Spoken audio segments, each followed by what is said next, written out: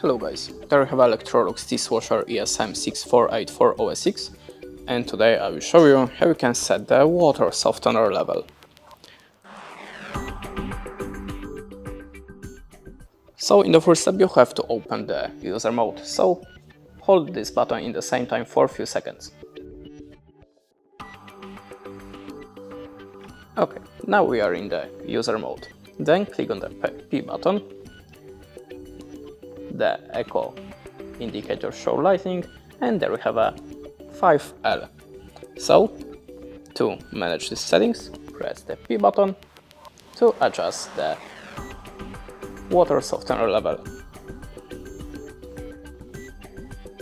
After that, just wait or click on the power button to save these settings. That's it. Thanks for watching, leave us a like or a comment, and goodbye.